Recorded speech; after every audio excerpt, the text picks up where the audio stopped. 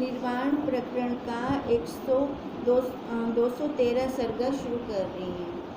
वशिष्ठ जी बोले, हे राम, एक भाव मात्र, दूसरा भ्रास मात्र और तीसरा भाषित मात्र है। भाव मात्र केवल चैतन्य मात्र को कहते हैं। अब क्या कह रही हैं? तीन बताए ना, एक भाव मात्र, एक भ्रास मात्र और एक भाषित मात्र। भाव मात्र केवल चैतन्य मात्र को कहते हैं। उसमें जो चैतन्य उन्मुख अहंकार का उत्थान हुआ। अब भाव चैतन्य मतलब मन के अंदर, है ना।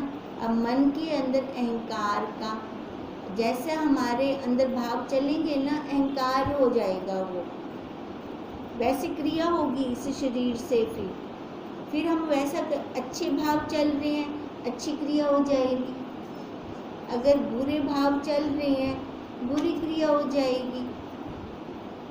उसमें जो चैतन्य उपमुक्त अहंकार का उत्थान हुआ, उसका नाम भास मात्र है, और उसमें जो जगत हुआ, उसका नाम भाषित है। पहले तो भाव आया, ठीक है। अब उस भाव से क्या हुआ कि हमें भासने लग गया। अब भाषा क्या? अगर मेरा भाव ब्रह्म वाला है तो वो ब्रह्म वाले को मैं देखना शुरू कर दूँ, सारा ब्रह्म है, सारा ब्रह्म है। ये नाम रूप आकार नहीं दिखेगा मेरे को। जब ये नाम रूप आकार नहीं दिखेगा, फिर क्या हो गया? ब्रह्म हो गया, है ना। अपने समेत ब्रह्म हो गया। अब वो चैतन्य उन्मुख मतलब बाहर की तरफ जा रहा है, अपने स्वरूप की तरफ तो है नहीं। अब स्वरूप की तरफ नहीं है तो उसका भाव आ रहा है। अब भाव क्या आ रहा है? मैं मेरे का। मैं मेरे से ये जगत आ गया, ये जगत शुरू हो गया उसका। फिर ये जगत उसको लगने लग गया।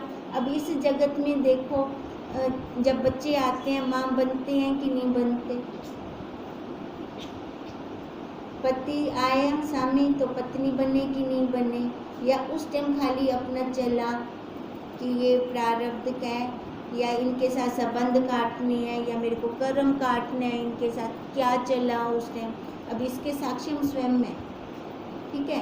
ये खाली है कि यही ऐसी विद्या है, इसमें हमने उंगली सामने नहीं करनी, उंगली हमने इधर करनी है, अपनी तरफ करनी है। अब देखेंगे कि ये सारा क्या, देखो उस टाइम वो वैसा लग रहा होता है हमें, जिसके प्रति हमारे भाव जैसे होते हैं वो वैसे लगने लग जाता है, वो भाषित होने शुरू हो जाता है। उसका नाम भास। और उसमें जो जगत हुआ मतलब मैंने सच्चा मान लिया, पक्का मान लिया, वो वैसे मेरे को दिखने लग गया, वो हो गया उसका नाम भाषित। भाषित कल्पित का नाम है। कौन पति कौन बच्चे, केड़ा संबंध सच्चा है? कोई संबंध, पर हमें लगता कैसे है? सत्य लगता है ना। कहते हैं तो ये सारा कल्पित होते हुए भी हमें सच्चा लग रहा है। कल्पित के नाश से अधिष्ठान का नाश नहीं होता। पर ऐसा तो नहीं है। ये कल्पना में देखो, जैसे आकाश में मेरे को कभी हिरण दिख रहा है, कभी कोई महल बना हुआ दिख रहा है तो ये कल्पना मेरे मन की। मेरे को हिरण दिख रहा है जी, मेरे को वहाँ महल दिख रहा है जी। किसी और से पूछो तो उसको वो थोड़ी दिखेगा, है ना। उसके मन के अंदर जो भाव होंगे उसको वैसे दिखेगा। कहते हैं अब है तो सारा ये कल्पना। अब कल्पना से अधिष्ठान का नाश कैसे हो? अधिष्ठान तो वैसे का वैसे रहेगा। जो अधिष्ठान कुछ और भाव हो तो उसका नाश भी हो। जो अधिष्ठान कुछ हो अधिष्ठान, और भाव कुछ और हो, तो नाश हो। सच से झूठ कैसे बंधन में आए, कैसे झूठ से सच को हम नाश करें? जो है ही नहीं चीज उसका नाश कैसे करें? जो उपजेगा सो बिनसेगा, जो उपजा ही नहीं है बिनसेगा कैसे? जो अधिष्ठान कुछ और भाव हो कुछ तो उसका नाश भी हो, वह तो और का कुछ बना हुआ है। अधिष्ठान सबका एक है, ठीक है, कल्पना सबकी अलग अलग है। अगर देखो अब अधिष्ठान सबका एक, अब सबके अंदर हमारे गुरुदेव भी आ गए, हमारे तत्वज्ञ गुरुदेव भी आ गए उसके अंदर। अगर उनका भाव है वैसा, सर्वोपरि है ना, हम ऊपर की उपाधि देते हैं अपने गुरुदेव को, तो अधिष्ठान का नाश हो जाना चाहिए था, उनसे नाश हो जाना चाहिए था। हुआ नाश? उन्होंने किसका नाश किया? कल्पना का, भावों का, है ना। तो कहते हैं अगर होता कुछ तो हमारे गुरुदेव ही नाश कर देते उसका। इसका मतलब जो असत्य है ना वो बना ही नहीं है, वो बना नहीं है, बनाया गया है। किसने बनाया? हमने बनाया, हमारे भावों से हमने बनाया। अब उसको हम ही तो खत्म करेंगे, कौन खत्म करेगा? कोई, उसको कौन खत्म करेगा, है ना। मेरे खुद के भाव है ना, तो जो मेरे खुद के भाव हैं, जैसे हम मकड़ी का उदाहरण लेते हैं, मकड़ी ने जाला मुंह से बनाया, है ना। अब वही मकड़ी जाला मुंह से खा जाएगी, बाहर स्वतंत्र हो जाएगी। खुद बनाती है फंस मरती है, हम भी खुद बनाते हैं फंस मरते हैं। कितना कुछ बना जाते हैं हम, फिर उसमें फंस जाते हैं। लव तो निकलन कहनी है, मतलब है तो बंद हिंदी है, तो बंद हिंदी है कि यहाँ से बाहर कैसे निकलें, बाहर कैसे निकलें, फिर उसके लिए गुरुदेव की जान खाते हैं। अब वो क्या कर सकते हैं, गुरुदेव क्या कर सकते हैं? हमें खाली महावाक्य ही दे सकते हैं ना। हमारी यात्रा देखो, हम जो दीक्षा लेते हैं ना, दीक्षा से क्या होता है, हमें दिशा मिलती है। वो हमें डायरेक्शन बता देते हैं, इस रास्ते पे जा, वहाँ तेरी मंजिल आ जाएगी। क्योंकि हमें वो डायरेक्शन ही नहीं पता थी, हम कहाँ घूम रहे थे, उल्टा पुल्टा संसार में घूम रहे थे और कहते थे हम आनंदित हो जाएं। आनंद भी ऐसा जो कभी जाए ना, शाश्वत आनंद चाहते थे, कैसे मिलेगा? उसी साइड तो जा नहीं रहे हम, फिर मिलेगा कैसे वो शाश्वत आनंद हमें? अब वो शाश्वत आनंद का गुरुदेव ने दिशा दे दी हमें, दिशा देने से वो डायरेक्शन मिल गई। ही रस्ते तो वेसो साकू वो आनंदों से अपन वो रस्ते ते हमदे पेन से आते हैं। अब इस रास्ते पर आकर अब आनंद आता है, पहले दूसरे रास्ते ते ज्ञान से तो आनंद कहना आया है। अंदर कल्पना कल्पना कल्पना कल्पते पे अंश से, अब वो कल्पना तो खत्म हुई और कल्पना खत्म थिया।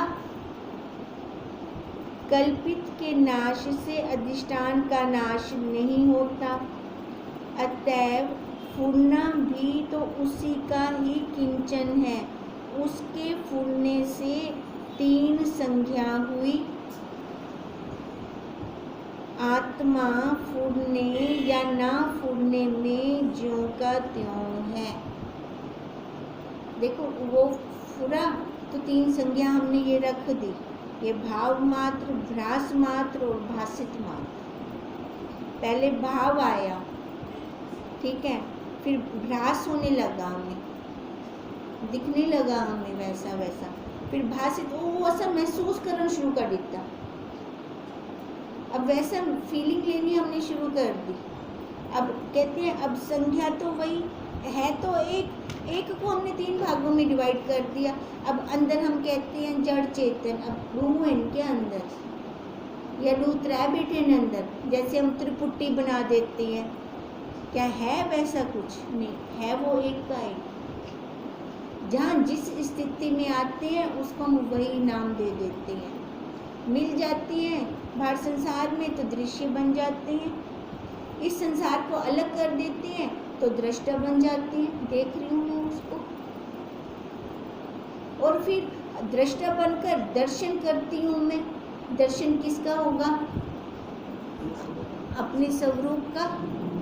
मैं वो दर्शन करती हूँ। फिर अब जैसे बनते हैं, कहते हैं ना, टू में तो उठते चल, दृश्य और दृष्टा दोनों से ऊपर उठ। अब दोनों से ऊपर उठूंगी तो दर्शन ही तो करूंगी मैं, चाहे अच्छा आ रहा है चाहे बुरा आ रहा है, दोनों को देखने वाली बन जाऊंगी। नहीं तो क्या होगा? मिल जाएंगे, मिलकर सुखी दुखी होंगे। अब मनुष्य शरीर लेकर हम यही काम करते रहे, फायदा क्या हुआ? मनुष्य शरीर खाली इसलिए है कि हम छूट जाएं। कहाँ से छूटें?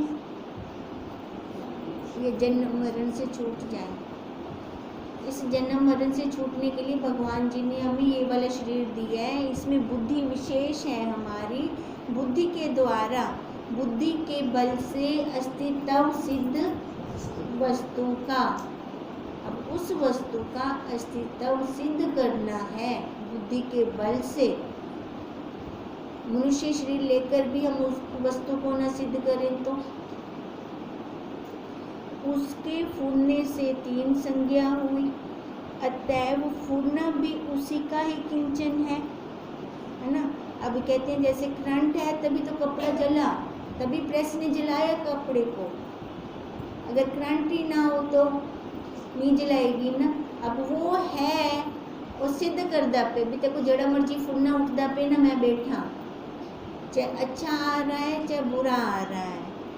आत्मा फूलने या ना फूलने में ज्यों का त्यों है। आत्मा को कोई फर्क नहीं पड़ता। अब इस लाइट को कोई फर्क नहीं पड़ता। इसमें हम जो कुछ अच्छा काम करें चाहे बुरा काम करेंगे, हस्तक्षेप नहीं करेगी। पर होगा क्या? अब आत्मा भी हस्तक्षेप नहीं करती, पर होता क्या है? संस्कार बन जाते हैं। संस्कारों से कर्म बन जाता है, कर्म से आकार लेना पड़ता है। फिर आकार लेंगे तो वैसे ही दुख का कारण है। भोग योनि वाला आकार सारे दुख का कारण है। दुखी रांधे मुँह जन्म विचो। और ये मनुष्य योनि में ये मिश्रण है पाप और पुण्य का, तो इसमें भी दुख आता ही आता है। अब ज्ञानवान छूट जाते हैं यहाँ से, उनका भी तो शरीर यही है अष्टा प्रकृति का, पर वो क्यों छूट जाते हैं? पुरुषार्थ से, विवेक से, विचार से, और उनको समझ आती है। समझ यही होती है कि बार गंदगी ते बासा तो मच्छर कीड़े कॉकरोच ए मेरे को ओसे नहीं खोसे नहीं। ठीक है, अगर मैं गंदगी पे नहीं बैठती, ये शरीर गंदगी का घर है, ये गंदगी है। अगर मैं शरीर पर बैठता हूँ तो ये सारा कुछ आएगा। उनको ये समझ होती है, इसलिए वो बैठते ही नहीं इस पर। वो कहाँ बैठते हैं? अपने स्वरूप में। और वहाँ को टेक दे बैठे, और वो शीशे दे अंदर बैठे, शीशे वाले कमरे दे अंदर, जड़ा अंदर बाहर रूहें देख गिनता है ना। काला शीशा बाहरों नहीं दिखता ना, अंदर वाला वो बांधेगा नहीं बाहर वाला, अपना फायदा देख दे। फायदा यही होता है, अंदर बैठ के दोनों को देखते रहते हैं वो। आत्मा फूलने या ना फूलने में ज्यों का त्यों है। जैसे स्पंदन और निस्पंदन वायु एक ही है ना। चल रही है, आंधी तूफान आ रहा है तो भी वायु, अब नहीं है आंधी तूफान तो भी वायु, वायु तो है ना। वैसे बोध और अबोध में आत्मा एक ही है, होता है, चाहे वो ज्ञानी है चाहे अज्ञानी है। ज्ञानी भी होंगे सत्ता नाल ही कर्म करता है, और अज्ञानी भी उसकी सत्ता से काम कर रहे हैं, पर अज्ञानी को नहीं समझ होती। अज्ञानी क्या कहता है? मैं कर रहा हूँ। भी भाई तू किवें करदा अपनी, है ना। अगर तू कर रहा है तो वो मुर्दा भी करके दिखाए। ये शरीर को कह रहे हैं ना मैं, तो वो करे उसका। अब वो त्रिपुटी टूटी तो वो भी किसी काम का नहीं रहा। बोध अबोध, फूलना न फूलना एक रूप है। हे राम, उस आत्मा का किस से और कैसे नाश हो? उसका नाश हो नहीं सकता। 5 महाभूत उसका नाश कर ही नहीं सकते। उल्टा 5 महाभूतों को वो सत्ता देने वाला है। चैतन्य भी मरता हो तो उसका किंचन फिर जगत कैसे रहे। चैतन्य देखो, हम इस शरीर की तुलना किससे करते हैं? बाहर नश्वर से, ठीक है। और उस ब्रह्म की तुलना किससे करते हैं? अंदर आत्मा, बाहर वो परमात्मा, दोनों की एकता तभी होगी ना। और ये शरीर नश्वर, तो इसकी तुलना भी नश्वर से बाहर जो जितने पदार्थ हैं जो आकार रूप में हैं उनसे करते हैं। पर वो जो बिना आकार वाला अंदर साक्षी बैठा है, एक जैसे की समानता होगी ना आपस में। अब वो बिना निराकार है तो उसकी समानता निराकार जो समष्टि में है उसके साथ करेंगे। अब जो व्यष्टि के अंदर निराकार है और जो समष्टि के अंदर है वो दोनों एक है। और अगर बाहर इस आकार पे बैठती हैं तो आकार की बाहर आकार वालों के साथ करेंगे, वो तो नाशवान है। कभी किसका बताओ, किसका आकार रहा हो? राम जी का ही नहीं रहा, कृष्ण जी का ही नहीं रहा। और राम जी ने जितने दुख भोगे अपने जीवन काल के अंदर, उतना तो हमें से किसी को नहीं मिला। कृष्ण जी जो पैदा ही जेल में हुए, जो उनकी माँ थी असल, उनको छोड़कर दूसरी माँ के पास रहे, और कैसे कैसे उनके पास राक्षस आए। अपने को तो उतने हैं ही नहीं जीवन काल में हमारे। अब उनका दुख हमारे से ज़्यादा होते हुए भी वो दुखी नहीं है क्या?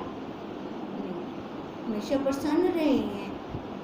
और हमारे दुख उनसे कम होते हुए भी हमेशा हम रोते रहे हैं। बताओ, तुलना करें हम अपनी उनके साथ। तभी तो हम कहते हैं खाली मनुष्य को ही हंसने की कला है, और किसी जानवर को दिखाओ हो कोई हंसता हुआ जानवर दिखे, सब तो ज़्यादा रोंदा ही होएगा। जिसको सहूलियत दी है ना भगवान जी ने हंसने की, वो हंसदा नहीं और रोंदा बैठा 24 घंटे। मतलब भगवान जी आगे मारो बोला, अपना पुरुषार्थ करके उठता है ही नहीं। तेरे को मैंने स्वतंत्र बनाया है, अपना पुरुषार्थ कर और निकल आगे, है ना। और वैसे ही रू रू रू करते रहें। जो बहुत रोता रहता है ना उसको सारे छोड़ जाते हैं, तो आते ही ना अपना रास्ता चेंज कर नहीं इन्हें अपना रोना ही बोलना है। होता है ऐसा कि नहीं होता? होता है नहीं। फिर क्यों बदलते हैं रास्ता? कहूँ कौन देवते दया होनी चाहिए, वो सुधरता ही नहीं, हमेशा ही रोंदा बैठा है। रोंदे ना कोई रोंदा हो अच्छा थोड़ी लगता है। एक बारी सुन गिन सुनती व्यथा, 2 बारी सुन गिन सु, बार बार होंदी व्यथा थोड़ी सुन सकसू आप वाला रास्ता चेंज कर बेसो। तो इसलिए कहते हैं हम अपना काम बनाएं। अब काम कब बनेगा? जब हम अपने स्वरूप को देखेंगे। चैतन्य भी मरता हो तो इसका किंचन जगत ना रहे। ये है ना सृष्टि, कभी इसी सृष्टि का अंत हुआ? हो ही नहीं सकता इसका। अब जैसे सूरज की किरण का कभी अंत हुआ? हो ही नहीं सकता, क्योंकि जब तक सूरज है किरण है, जब तक ये साक्षी है ये जगत है। ओतप्रोत है, कैसे इसका नाश हो? फिर किंचन आभास को कहते हैं। वह आभास अधिष्ठान के बिना नहीं हो सकता। किंचन आभास को कहते हैं। अब जैसे मटका और मिट्टी, मटका हो गया किंचन, सत्य क्या हो गया? मिट्टी। अगर मिट्टी ना हो तो मटका होगा? हो ही नहीं सकता। हम कहें कि मटके में से मिट्टी को निकाल दें, मटका बच से, वो बच से ही है ना। इससे आत्मा का नाश नहीं होता। हम कहीं उस सत्ता से इस जगत को निकाल दें, आभास रहेगा हमेशा, ठीक है। अब मिट्टी के जितने बर्तन हैं ये आभास हैं, क्योंकि ये सत्य नहीं है। सत्य खाली मिट्टी है, अब घड़ा बना लो, सुराही बना लो, छोटे दिए बना लो। जब ये टूटेंगे फूटेंगे बन जाएगी वो मिट्टी। आकार है ना, ये आभास है, मिट्टी के अंदर आभास है। अब ऐसे ये सारे आकार जितने हैं ना, ये आभास हैं। सत्य क्या हुआ? अपना सब निकल ही नहीं सकता। कैसे निकलेगा? सूरज से किरण निकाल के दिखाओ, निकाल सकते हो आप? मिट्टी से बर्तन अलग कर सकते हैं? हाँ। आभास जो है ना, जैसे अब ये 3 बता रहे हैं, भाव मात्र, भ्रास मात्र और भासित मात्र, जो हमारा चल रहा है ना इस टाइम, उसी को बुद्धि में रख कर उस पे ही विचार करना है हमें। ठीक है। अब जो हमारा ये टॉपिक चल रहा है, अभी भास की बात कर रही है। अब भास रहेगा रहेगा रहेगा, क्योंकि चैतन्य है तो भास रहेगा रहेगा। जैसे किरण रहेगी रहेगी रहेगी, सूरज है ना, हम अलग अलग नहीं कर सकते। पर बुद्धि में दृढ़ता हो, बुद्धि में दृढ़ता हो। ये गहने जितने भी हैं सोने के, आकार सबका अलग, बुद्धि में हो ये सोने। हमारी दृष्टि कहाँ जाकर रुक जाती है? आकारों पे। देखो हर आकार का, अंगूठी है, चूड़ी है ना, कान के डालने वाले हैं, है ये सोना। सबका आकार अलग अलग, आकार के साथ व्यवहार अलग अलग है। कान वाला हम नाक में नहीं डाल सकते, गले वाला हम इधर हाथ में नहीं डाल सकते, है ना। आकार अलग अलग, व्यवहार अलग अलग। ऐसे देखो सारे आकार अलग अलग, सबका व्यवहार अलग अलग है कि नहीं? पर सोना एक है ना, उसमें तो कोई फर्क नहीं है। ऐसे वो सत्ता एक है, उस सत्ता में कोई फर्क नहीं है। अब जो ज्ञानवान है, तत्वज्ञ हमारे गुरुदेव हैं, उनको दृढ़ता इसी पे होती है कि सारा वही है, ब्रह्म है ब्रह्म है ब्रह्म है। या विधि पक्ष से चलते हैं या निषेध। अब निषेध पक्ष से चलें तो नेति नेति करके उसी पे आ जाएंगे, असल पे आ जाएंगे। हरि ओम तत् सत ऐसे बोलते हैं, हरि ओम तत् सत, बाकी सब गप शप। ठीक है। अब जो तत्व है वही सत्य है। अब बादाम रोगन का तत्व निकालते हैं ना, उनका सत्य दिखता है। सत्य की मैं अनुभव कर दूं, जैंटम पीसूं, इंद्रियां पुष्ट थी वैसे ला हुंदा सत्य अनुभव थी से, और सत्य अनुभव थी से दिखसे कहना वो अनुभव होगा हमें। अब वो अनुभव कैसे करेंगे? जैसे पहले भाव बनाएंगे ना, फिर वो अनुभव। अब मैं भाव बनाऊंगी ब्रह्म वाला, फिर उसका अनुभव होगा मेरे को, वो फीलिंग आएगी मेरे को। याद है हमने बहुत पहले कहा था, वो एक संत और संत का शिष्य दोनों जा रहे थे रास्ते में। अब रास्ते में उनको लगी भूख, रास्ते में भंडारा वगैरह हो रहा था। संत को तो सब ब्रह्म लगा, उसने वहाँ पे ले लिया प्रसाद, और जो उनका शिष्य था उसने लिया नहीं प्रसाद। उसको वो मैले कुचैली है, कैसे मैं इनका प्रसाद ग्रहण करूं। अब संत तो खाए पिए बैठे थे, सो गए मजे से। अब उसको कूदे पेट में चूहे रात को। अब क्या करे, नींद आए ना उसको।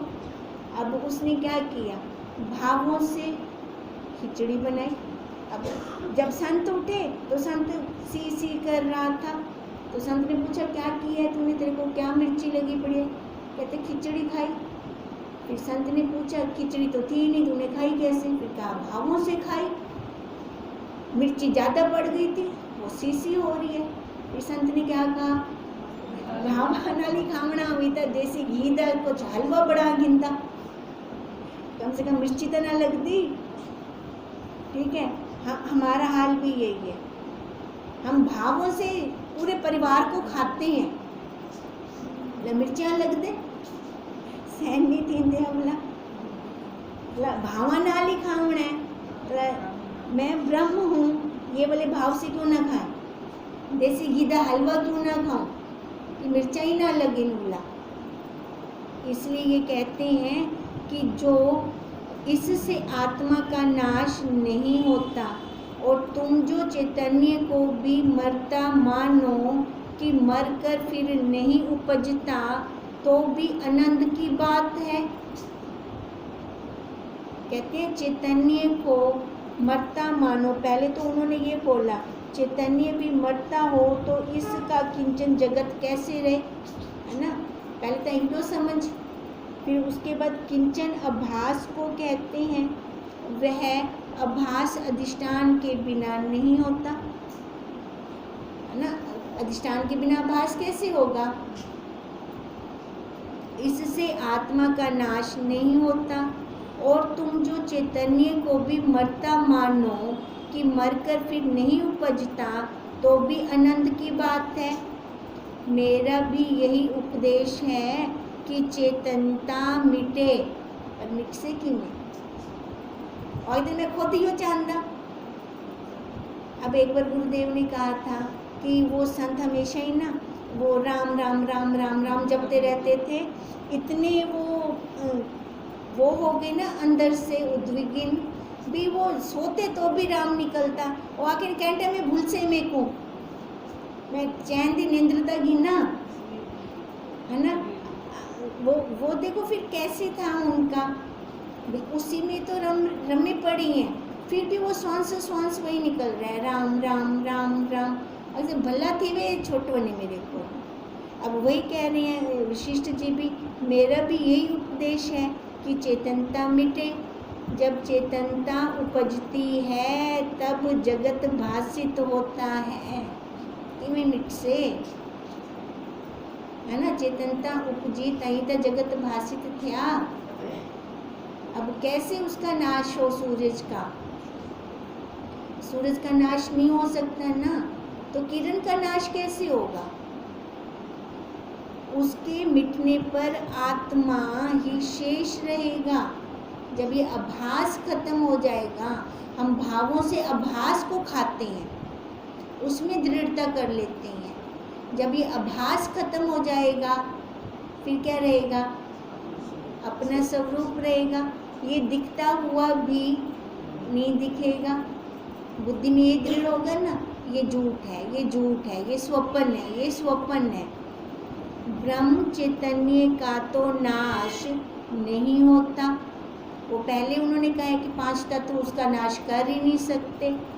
जो तुम कहो कि वह चैतन्य नष्ट हो जाता है, यह और चैतन्य होगा फिर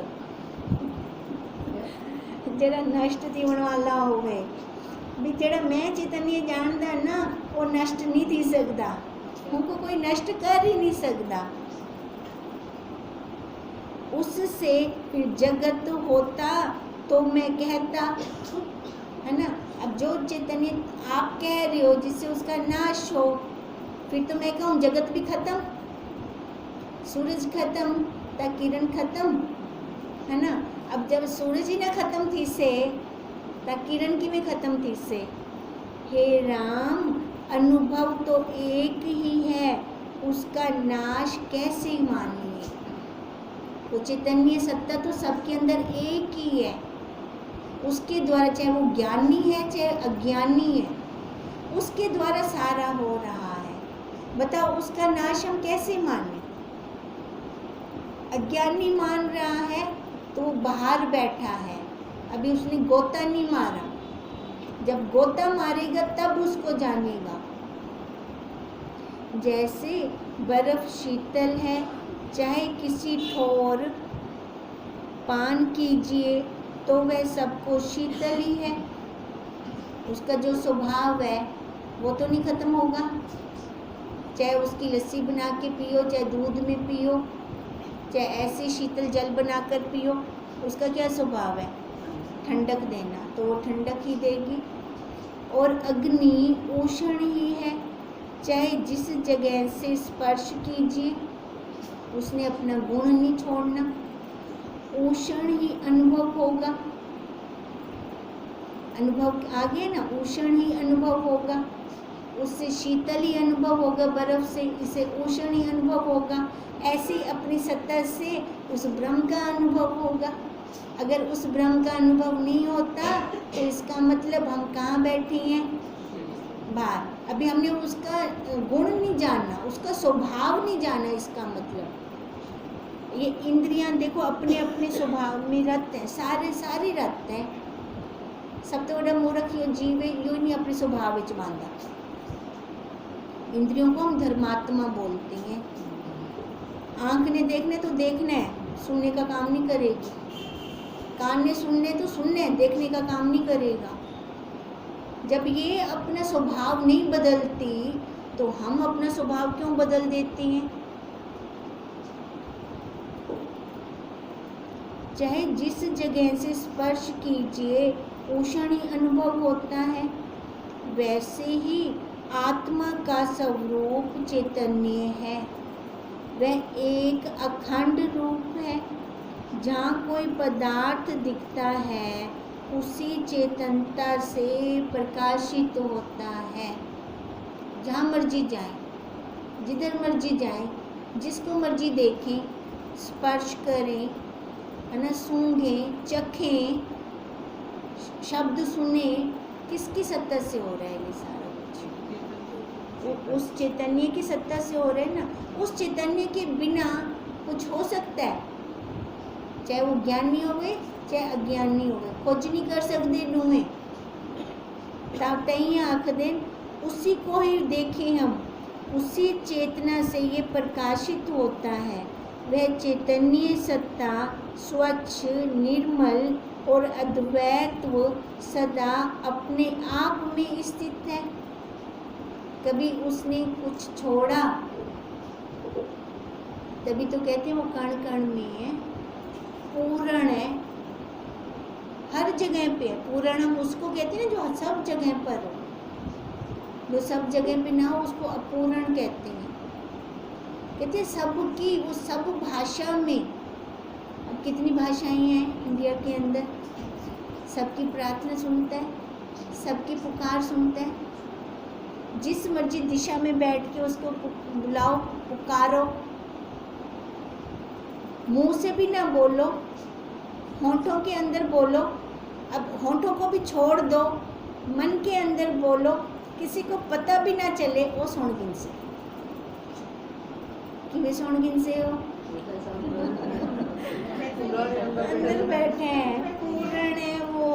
कौन सी ऐसी जगह बोले हम कि जहाँ पर वो ना हो।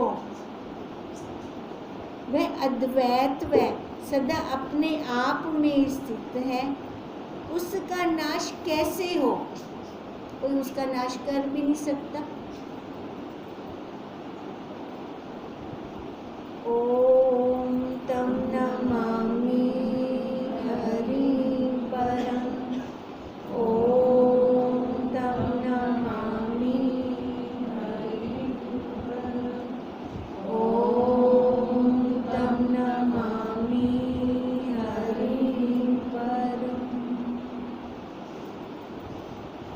क्या निकला है?